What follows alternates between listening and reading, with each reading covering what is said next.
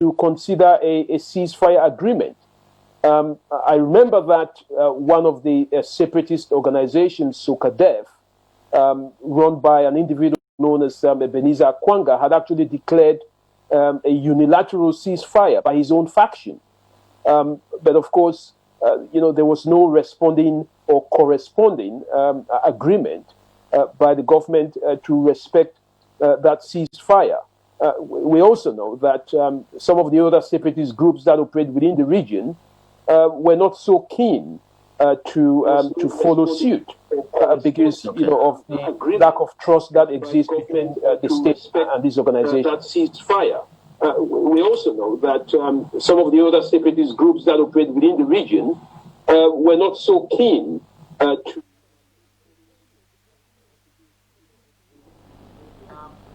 It seems we're having technical difficulty in getting feedback from you, Mr. Otto. David, we hope to join back to reconnect with you very shortly, but we are going to open our lines to listen to what you have to say regarding the call made by Cardinal Tumi, the Catholic clergy, who's calling for amnesty for separatist leaders and equally calling for a ceasefire.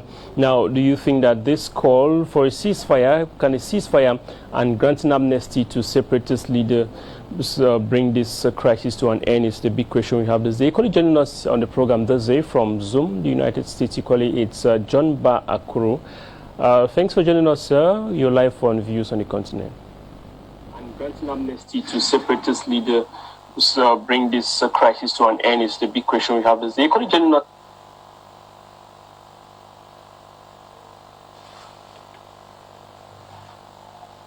I think there is a problem in terms of, I can listen to myself speak. Is there something that your technical...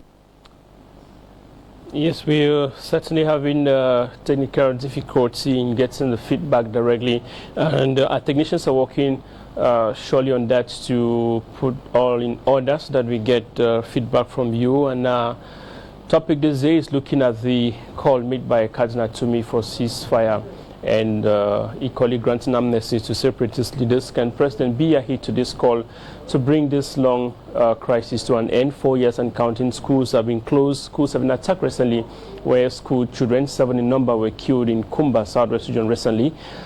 Equally another attack on schools equally happened in Cameroon, still in Limbe, still in the Southwest region, and several other attacks have been orchestrated. Cardinal Tumi was kidnapped alongside the phone of Saw in the Northwest region. Let's get back to you, Otto. David, I think the connections are good with you on that side. Let's begin or continue with you.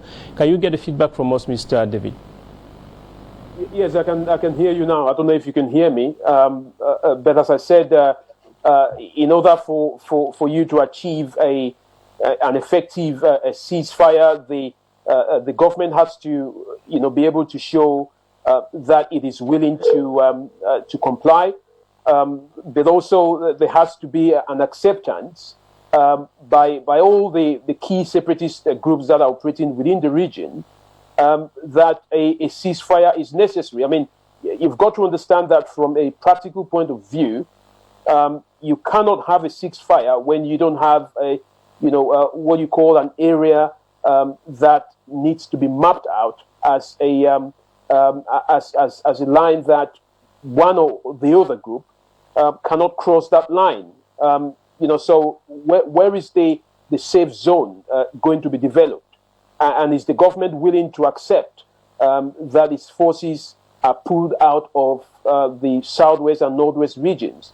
So, the key here is to be able to have a guarantor like the United Nations or any other country that can ensure that any ceasefire agreement will be respected. Because what you have in practice is that just by saying that there is a ceasefire, it's not enough. And one needs to be able to draw a line whereby each organization or each terrorist, each separatist organization and each government military and security unit, will not be able to cross that line. But, this is something which I believe needs to take more time to plan and execute.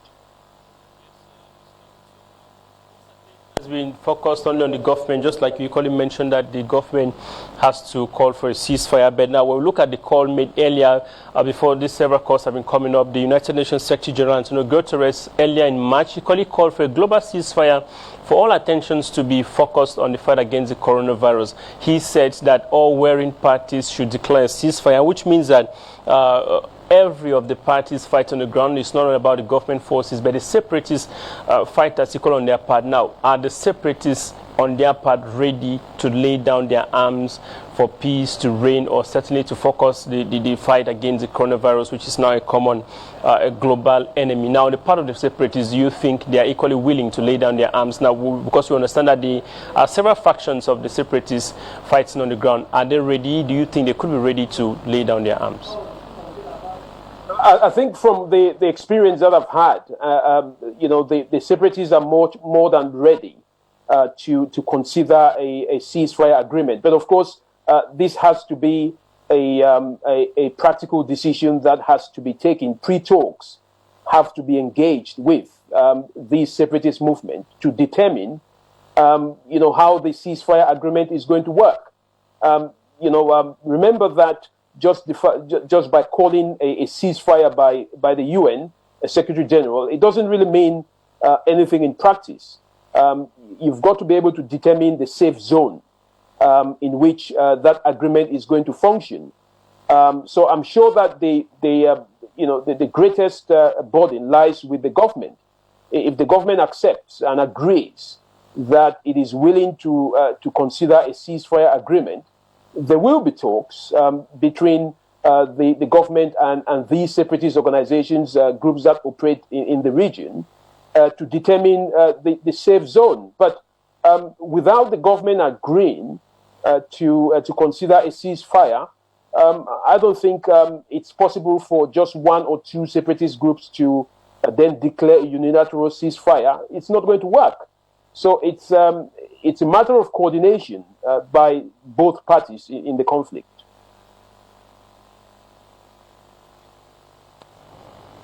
All right, thank you, David. Now, let's get to John Corona. You're joining us live this on the program. Now, you're coming at a time when several happenings have been recorded on the ground regarding the ongoing crisis in these two English-speaking regions.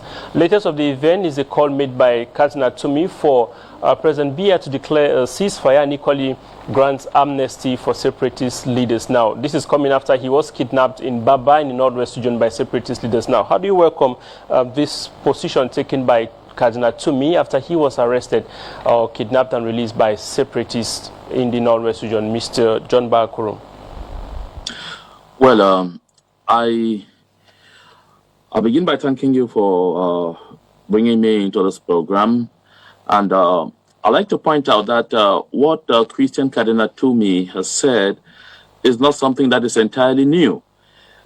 Before Christian Cardinal Toomey made this call, several other bodies before him have actually talked about the need for a ceasefire. And I just listened to Mr. Otto talk, and he pointed out that the global call for a ceasefire by the Secretary General of the United Nations was actually heeded too by one of us, by Comrade Ebenezer Akwanga, with his APLM. He even went ahead to declare a unilateral ceasefire.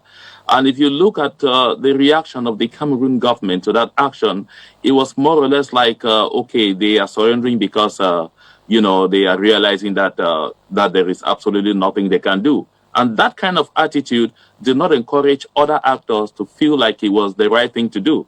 That is why Mr. Akwanga came under enormous fire from his peers, those of them who have armed groups on the ground, because they felt that he acted, in weakness. So what I'm trying to point out here is that the Cameroon government has demonstrated more than ever before, and in several ways, that they are absolutely unwilling to engage in any meaningful discussions, to engage in any meaningful dialogue, let alone talk about negotiations. They continue to have that misleading belief that they can win this thing militarily, which is something that has not happened elsewhere and is not going to begin happening in the situation between the Cameroons.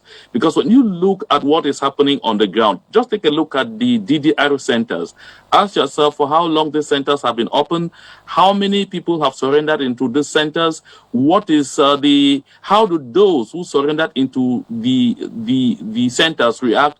It will simply make you know that this is a cycle that is definitely not going to know any end if the government of Cameroon doesn't show sufficient goodwill in actually addressing the issues the way they are. And again, you should note that the issue of a ceasefire is quite sticky, because while for some they just believe that it means that the government of Cameroon should withdraw its forces back into the barracks, a good lot of other protagonists in the southern Cameroons believe that the government of Cameroon should simply withdraw its forces and its administration back to La République du Cameroon, and then let both parties stay on their sides while the international system sets in to see how to broker peace. So I think that the government of Cameroon has been given a lot of opportunities to try and see if they could get towards the ceasefire. After they held a meeting with Mr. Julius Ayuktabe Seseku in Yaoundé, they turned around again and claimed that the allegations, they called it allegations that there were meetings, was false. But then he presented to them a number of conditions that needed to be fulfilled for there to be a ceasefire. And I'm sure the conditions he presented were not even different from what Christian Cardinal Toomey has talked about. Though some of us even consider that the call for general amnesty is unnecessary. We can't be obtaining permission from La République du Cameroon to get into our territory. We just believe that there should be a comprehensive approach towards resolving this situation between the two Cameroons. And the easiest way to do that is to move on to the negotiation table. You discover the degree of willingness on the southern Cameroon side to address this issue by the fact that some of our people even decided to, get into a Swiss-led initiative without sufficient scrutiny, just because of that thirst to talk, to prove to the world that we have always been ready, that we are ready at any given moment to talk, because we know that whatever the circumstances, this will end on the negotiations table. It failed ab initio because politics failed to fix it. It is true that politics is the only thing that will resolve this, but that has to happen now on a negotiation table.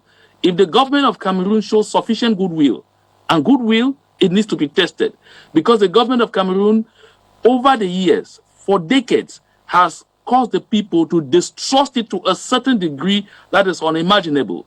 If we talk about ceasefire, the people want to see La République du Cameroon pull out entirely, and perhaps another force stand in the middle between the two sides for people to really consider that yes, something is beginning to be done.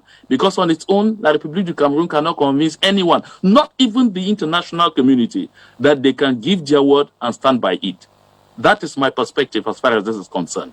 All right. Now, in your talk, you made mention of the fact that Ayothabe was contacted for negotiations, and he laid down certain conditions for a ceasefire. Now, we understand equally that when Ayothabe was contacted, there are some groups, separatist group, who equally doubted the legitimacy of Ayothabe to represent the struggle. Now, when all this confusion is up now, how do you think the government can trust whoever to talk with? Because we understand that it starts with the separatists on their different factions coming together under one canopy, under one voice. Now, when we realize that there are several divisions and opinions are not binding, now, don't you think that this is one of the challenges that the Cameroon government, maybe on its part, is facing to approach the situation rightly? Begin by letting you know that even the Cameroon government itself is divided.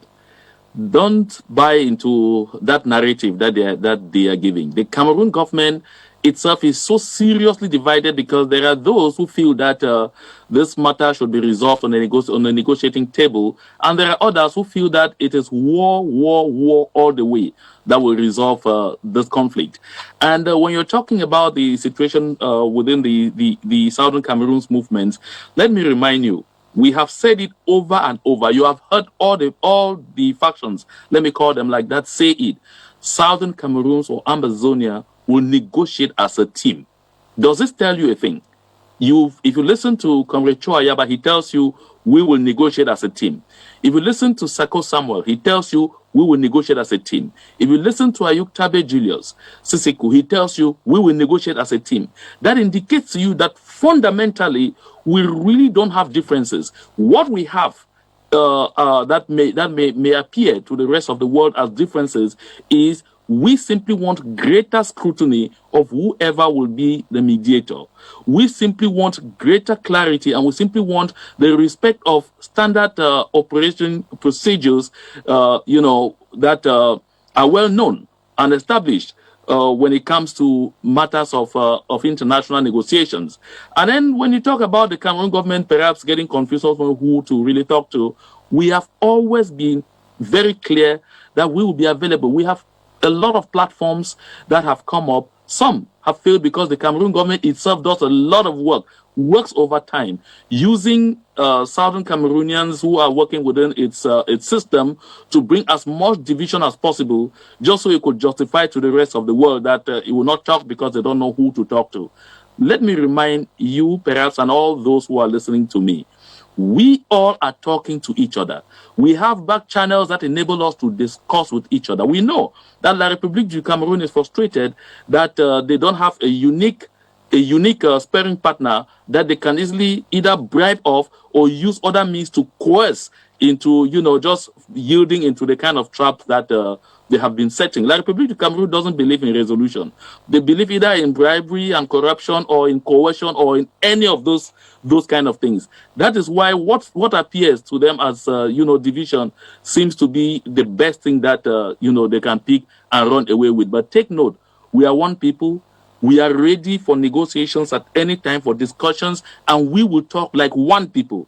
La République du Cameroun should not wait on us to come and say, okay, we are now united, go and, give mandate to, whichever body is seeking the opportunity to mediate in this conflict. I think that to show good faith, they themselves should begin by demonstrating their willingness to come to the table, find themselves on the table, and not see us there before complaining. When people raised voices to say there were this or that thing that they did not agree with Comrade Sisiku Ayuk Tabe's participation in discussions with La République du Cameroun, it definitely could just be a matter of form. Not that fundamentally it was not possible to have discussions. Even those who appear to say, oh, he's not the right person to talk and all of those things, they too really did have a point at some levels, because they feel for Mr. Ayuk Tabe to sufficiently play his role, talk on behalf of the people and have weight, he doesn't need to be in incarceration. So for La République du Cameroun to demonstrate that they are really serious about what they want to do, let them go ahead, set him free, let him get to wherever he is going, and then we now agree and on a specific place to meet at and begin talking. That makes a lot more sense. So what people are talking about is skepticism. It's not really like Ayuk Tabe shouldn't have a right to talk on behalf of the Southern Cameroons. He's a leader. But the thing is, where he is makes him vulnerable, makes it difficult for him to actually talk, and then hold positions in a way he really ought to. And so I think they shouldn't confuse that to mean that people think that he doesn't have the right to talk on behalf of the Southern Cameroons, so nobody has a right. We are intrinsically united. Give us bring yourself to the table, and you'll find Southern Cameroons there as a united front. That one has always been very clear, right from the point. I think Mr. Otto is here. He's had opportunity to talk with the Southern Cameroons leaders, even people on both sides of the divide, in one session. And he can assure you that we do talk to each other, we do meet, we actually do exchange notes, and we are all concerned about being able to address this situation as one bunch. John Barker will come back to you, but before then, let's have a call online. Mr. Zhang calling us this day. You're live on the program, Mr. Zhang. Thanks for being there. Let's have your opinion, sir.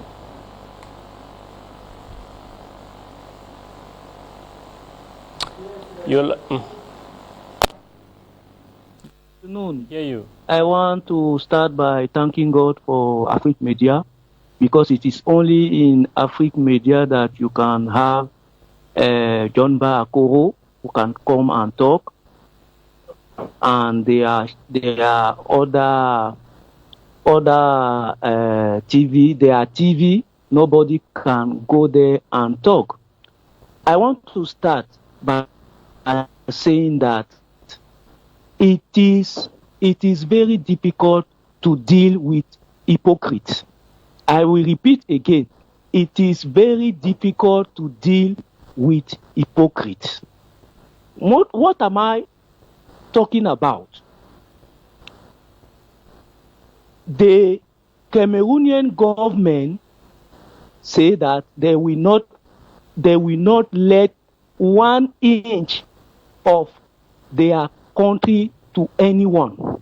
This is the first point. The second point, the separatists say that they want their country. Now, where will be the negotiation? Nobody is ready. Nobody is ready. So why are we disturbing ourselves talking about a negotiation? If we talk about negotiation, it is when every part is ready to give something. But both parts, nobody is ready to give something. And the separatists has to know that in Nigeria, in 1975, there was a Biafra war. Until today, they are still fighting for their land and they are not getting it. Why? Because Cameroon refused to give them the Cameroon base as their back base. Now, where is the back base of the separatists? I used to watch their TV, and in their TV, just on Monday, they just invite one person from Somaliland, and the person explained to them how the Somaliland got their independence. The Somaliland has military. They have a back base. But separatists don't have anything. So why are they disturbing people? They cannot get this land. If they cannot get the land, why are they continue to kill people? But what I want to say is that, what I want to say to these separatist people is that they will one day be in front of God, and God will ask them, why are they started this war? Why are they started this war of liberation? They are not ready, and they will not be ready. It is not with these thief people that they are taking and saying that they are talking about this. What am I saying? These Amber boys. They are not military. They are not military, and the Cameroon will never allow you to have this land. Whatever you will do, if you want, kill all the Anglophone people in Norway and Southwest. Kill them if you want. But you will never get this land. You will never get this land. If you want negotiation, you have to forget about having the land, your own country. Then we can sit down and see what the... All right. Thank you very much for your opinion. We very much appreciate that. We continue getting more opinions this day on the program Views on the Continent. If you're there watching us, you can send us your calls and numbers on your screen and share with us your thoughts. We have a call online. Welcome to the program. Good afternoon.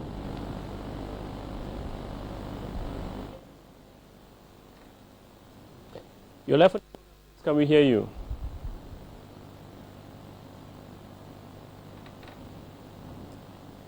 Hello.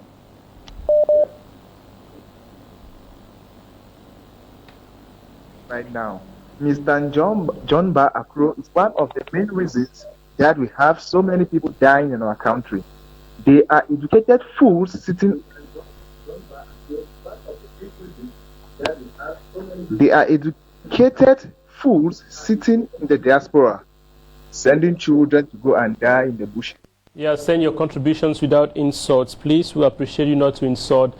Rather go ahead and make your contributions constructively. We appreciate that without any insults, definitely.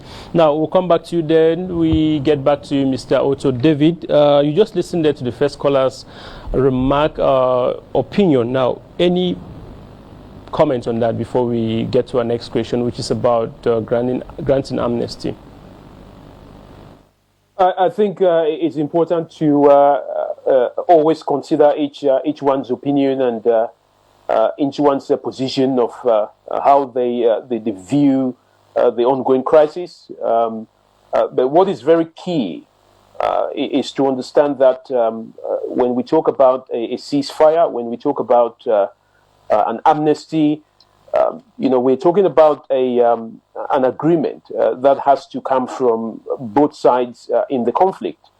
Of course, if the government, as the government has said on several occasions, if the government continues to believe that the form of the state, is not going to change, and the separatists also believe that the only way forward is that it's either separation or nothing.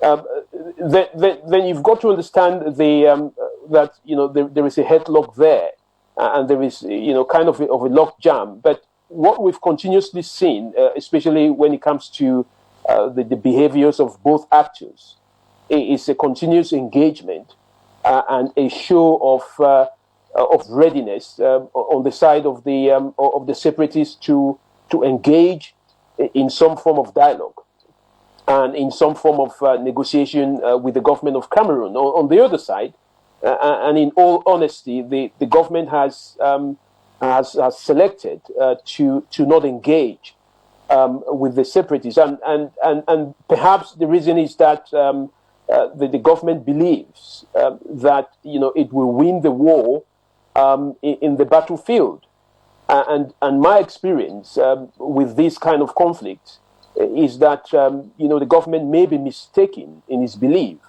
I mean, the separatist groups may look comparatively weak in the eyes of the government, but you're talking about a war that is fought on the basis of real injustice, which has been meted upon the people of this region, and that means even though the group may look weak now, as time goes on, you shouldn't be surprised that from my trend analysis, the group is growing in terms of its tactical capabilities.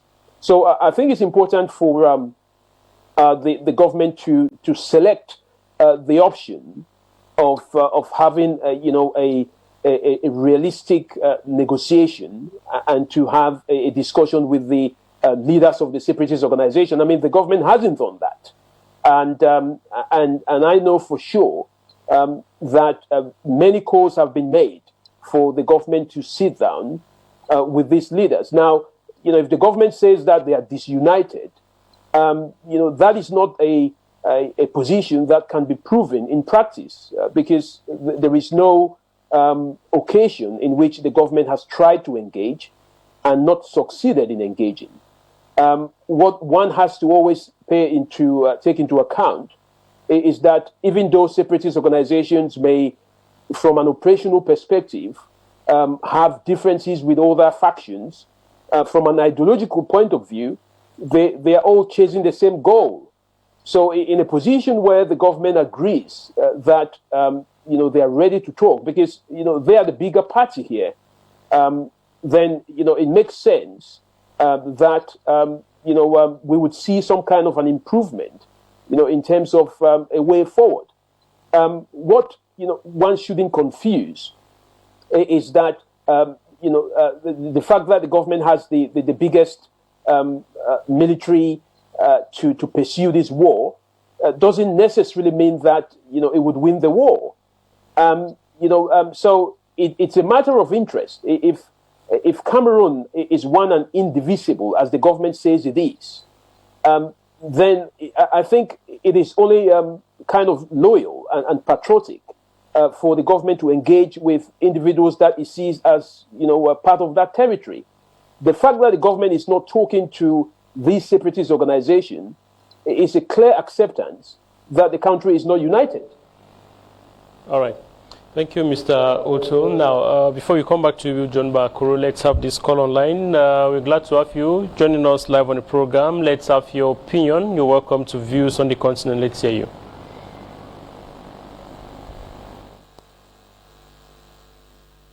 We have a call online. Welcome to the program. You're live on Views on the Continent. Thank you for the opportunity you give me to participate in this program. And I will not blame the separatists. I will not blame the Cameroon government. But I'll blame the Cameroonians, because the separatists are playing their part. The Cameroon government is also playing its part, which everybody should come together, because the people who are suffering are the innocent souls, are the grassroots people like us who have nothing to feed for ourselves. The ministers' children are out there, they're enjoying their life. The separatist fighters, their children are also out there, they're enjoying their life. Some of us who have no means to go out there, or some of us who have no means to send our children to school out of the Anglophone area, we are suffering. So my plea to the government and to Afrique Media is that Afrique Media should call the ministers, those ministers and those separatists. They should have a debate on Afrique Media platform. Let us hear their mind. That is the best way I think we can start by solving this problem, because it is the only media who speak the truth. That is the little contribution I have. And all right. We appreciate your contribution and proposal as well. Thanks for being there. If you have another call online again before we continue, if a caller is online, let's have you. Do we have a call online? Welcome to the program of Views on the Continent. Maurice calling from Douala.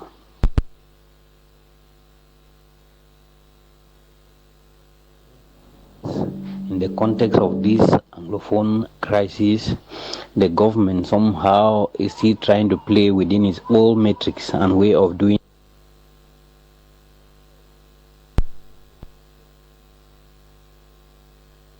We could not get your opinion right through to the end, but thanks for being there, Maurice Martin from Douala. Now back to you, John Bakuru. You listened to the different opinions from the different callers now. What's your comment on that? They had their different opinions to share, and you were very much listening. Let's hear from you. Thank you very much. I actually appreciate that they come in and give their perspective of this ongoing genocide in the southern Cameroons. Let me address the first caller. The first caller said, he said the Biafran war raged on for a number of years, and they failed because they didn't have a backyard. And that, what is happening to the southern Cameroons is likely going to end in like manners. I like to draw the attention of this gentleman who even says, and it's outrageous that he says this, that the southern Cameroonians started this war. Southern Cameroonians never declared a war.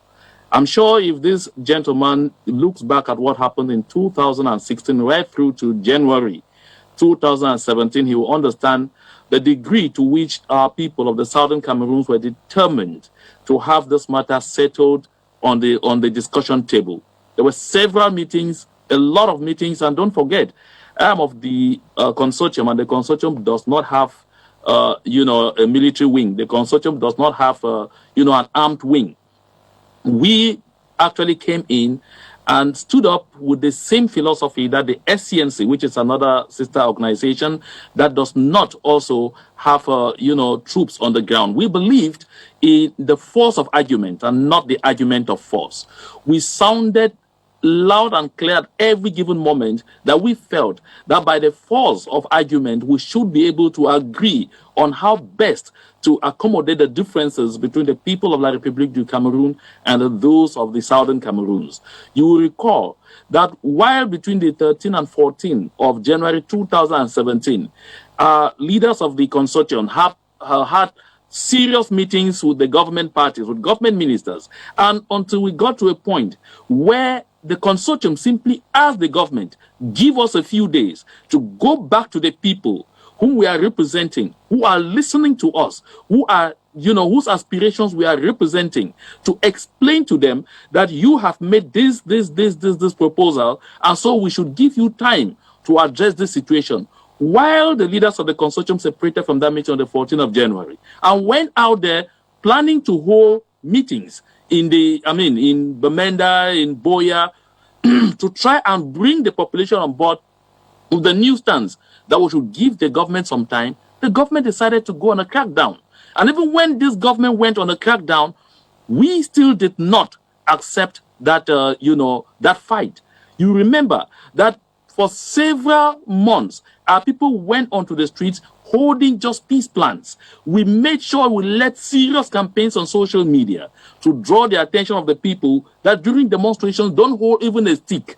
Don't hold big rubber guns. Don't hold even a small rubber gun. Don't carry any catapult. Hold nothing. Go out there just with peace plans so that the forces of law and order know that we are not coming for war. We are simply expressing ourselves, which is a fundamental human right recognized internationally. But what did we face? At every given opportunity, they opened fire. Opened fire with live bullets and killed people. That's how the first casualty became Akum Julius. When Mancho Bibixi went out there, he went out there simply with a coffin and nothing more. What did they meet? Brutality. And remember that despite all this, we continued with peaceful demonstrations right up to October 2017. I want to remind you that even when the government shut down the internet in the entire southern Cameroon's territory, our people still did not find any excuse to go violent. No, we never.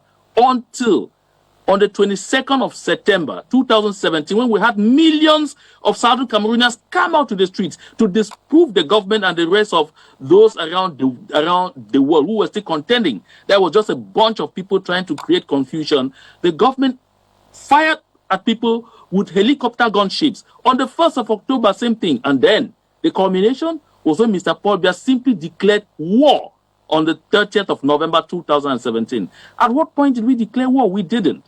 And one thing again I want to say is, when you look at the Biafran situation as the model, I want to point out to you the situation of East Timor. East Timor went through the same kind of crisis like us, with internal enablers, with their sons and daughters who were working within the government of Indonesia, playing against them. But it took the time that it took. Can you imagine with the huge Indonesian military, they were never able to outdo East Timor. Where was East Timor's backyard? Can this scholar tell me? This is one thing. And then the next scholar says, John Bakuro is one of the reasons these people are dying. And he calls us educated fools lost abroad. Mr. Bitter, I hope you recall that I am a journalist by profession. That I would jealously be at CRTV in Yaoundé serving my profession very peacefully, as I always did, contributing to see how to move society forward. If the government of Cameroon did not begin hunting me down like they hunt down wild animals in the forest, I won't be out of the country. And like I said before, I cannot be a reason people are dying. I myself, I had to run away from death. I myself am a victim. And again, remember that the voices of people like me, the voices of all the members of the consortium, those of the SCNC, that kept talking about the need to pursue the force of argument and not the argument of force, got drowned in the huge brutality, the excessive use of force by the Cameroon government. We have seen situations over east of the Mungo, where people have come out in big numbers to defy the military and strike. What did they use? They used tear gas, they used rubber bullets, they used other means to dissuade people and all whatnot. They didn't kill any. They didn't use live bullets. But in the southern Cameroons, Anytime there's a least misunderstanding, is live bullet. This began not just in 2016 or 2017. You recall that even at the launch of the SDF in 1990, on the 6th of May 1990, what did they do? They killed 6 people in Bamenda. How many did they kill elsewhere on the territory? It's like if a Southern Cameroonian complains, it's anathema. We are supposed to be slaves who just resign to our fate and accept it the way it is without opening our fangs to complain about anything. Let me make clear. Call us separatists, call us pro-independence activists. We are ready for talks. Why is La République du Cameroun running away from talks? La République du Cameroun doesn't want to sit down and talk with anyone addressing the root causes because they know that they have no arguments to present. They know that this territory doesn't belong to them.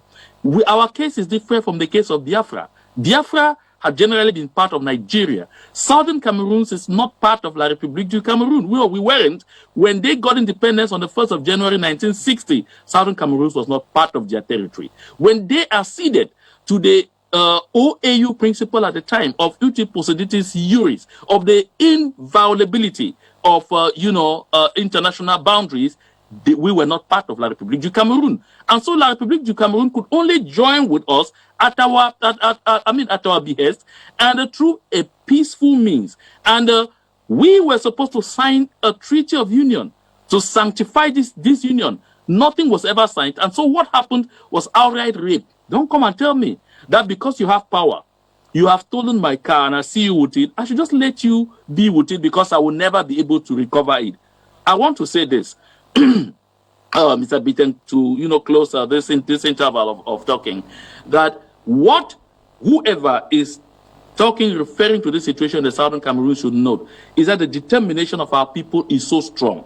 The philosophy we have is that the Southern Cameroon's flag will not continue to fly because the wind is blowing it. No, it will because of the last breath of all those who are dying to liberate our land and the determination of us all to secure a better future for Ambazonia. This will be our driving force.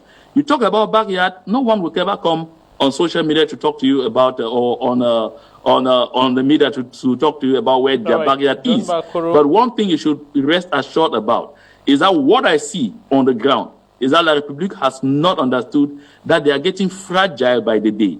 They have opened a new front in the north, and you are aware, Mr. Biteng. Yeah, they have opened a new front in the north against 10 million the northeast. Yeah, they are opening new fronts everywhere, every day. Yes. So if the government of Cameroon doesn't realize the importance of talking to us now on the root causes of this conflict, they are definitely going to find themselves constrained to fly into pieces. Of Mr. Otto, Mr. Otto, now we're running up at this point in time. Now, the blame game, you realize that the blame game continues to go on. You are a terrorism specialist. Now, this blame game goes on. The government of Cameroon is reluctant, while the separatists on their part continue to increase their resistance. Now, with all this happening, the local person on the ground, the masses are the ones suffering or paying the huge price. At this point in time, we are at a crossroad. What do you think could be the possible way out? Cardinal Tumi proposes amnesty and ceasefire, but we think from the debate, it seems as this is equally difficult to be achieved. Now, what is the way out? What is the shortest and fastest way out in solving this problem to limit the suffering that the people on the ground are already going through? I think the way out is very clear. We have seen calls from people like Cardinal Tumi from the UN. We have seen calls from Cameroonians abroad, Cameroonians in Cameroon. I think what we haven't seen is the entire population of Cameroon rising up. I'm not just talking about the population of Southern Cameroon or the population of Southwest and Northwest region. Now, if the entire people of Cameroon, both regions, as some people would prefer to call it, if they come up and rise up and say this is a united country, as they call it, and they want to see an end to hostilities, then the government would have no choice but to find a long-lasting solution and come to the table. But because the pain has only been felt in one specific region or two specific regions, from a geographical point of view, it seems as if what is happening in those two regions does not concern other regions. Remember, Cameroon has 8 regions, and if the people of the entire country do not rise and hold the government to account, the government believes that it can use its military force to defeat the separatist organization. But this is not going to work because, as time goes on, the war becomes a war of attrition, and the injustices continues to rise. So I think, the government needs to do that, but not just the entire people of Cameroon, but also the diaspora population needs to also rise. I mean, we've seen movements come up and go. The recent one being the Center for Dialogue and Negotiation, the Coalition for Dialogue and Negotiation, which was recently held a serious meeting virtually to talk about an end to the crisis. I think Cameroonians themselves, not the UN, not the African Union, need to be at the forefront of this solution, because the way that things are going, the kind of incidents that are happening, it's a matter of war. And when there is war, it is the people that suffer. And it's only the people of Cameroon that can really resolve this problem. They need to rise against the government. Your last proposal is that all Cameroonians should definitely join their voices in calling for an end to the crisis in these two English-speaking regions. Now, let me end with you in just 30 seconds, Mr. John Bakro. We're already out of time. In just 30 seconds now, I want to know from you, what are the separatists on their part doing to bring an end to this crisis? We understand that those who are suffering from this crisis are majority of whom did not bargain for, but they are the ones who are suffering now. On the part of the separatists who are encouraging this fighting to continuously go on, what are you guys doing to ensure that this actually comes to an end? Do you want to maintain the resistance at the mercy of those who are on the ground suffering? Well, let me give you this little correction before moving on. We are definitely not separatists. We are pro-independentists. Separatists are people who are struggling to separate something that, was a whole. The Southern Cameroons and La République du Cameroun were not a whole. So we are not separating. We are simply pro-independence activists. And what are we doing to ensure that this ends? I'll tell you this very clearly. Like Mr. Otto pointed out, if the citizens of La République du Cameroun considered that we were one people, they would have done exactly what he is saying, and they would have done that a long time ago. But the citizens of La République du Cameroun have been so brainwashed to think that we are intruders, we are invaders seeking to seize their territory and natural resources. And so they are now even themselves part of the problem. That's why the kind of rhetoric that comes from them hardens even the civilians on the territory whom you say are the ones suffering. These civilians know exactly what they want. These people on the territory of the Southern Cameroons know that what we are living now is worse than hell. And so a good lot of them would tell you, give me independence, give me freedom, or give me death. We have been ready at every given moment to discuss with La République du Cameroun. Even today, as I talk to you, we are ready to have that discussion with La République du Cameroun on neutral territory in the presence of a third party, that's the presence of a mediator. And of course, we have made it abundantly clear all the time that the government of the Republic of Cameroon is escaping from every discussion, from every opportunity to truly talk, especially to truly address the root causes of this conflict, because they know all along the line they are the aggressors. Look, my brother, to end this, our people even went as far as accepting, an offer from the Swiss, who deceived us into believing that they already had a mandate from the Republic of Cameroon, being an indication that they were willing to talk. Our people even went in, even when they really felt, okay, we haven't seen this, but let us still show good faith. And at the end of the day, getting to 2 years, the government of Cameroon is saying nothing. A clear indication that they only look for all of those avenues that can give them the opportunity to buy time, to play dilatory tactics, and to see how to, continue fighting and killing our people in the pious hopes that by killing more and more people, our people will surrender. But the basic truth is, and this is a take-home, our people have known enough suffering. Living the kind of life we are living and death, there is no difference. So we are either going to all die or we get that freedom that we seek. Thank you. Thank you, John Bakuro. Now, maybe we have a last call online to wrap up with. If it's a call online, let's get your opinion before we leave the studio in Jiffy. Welcome to the program.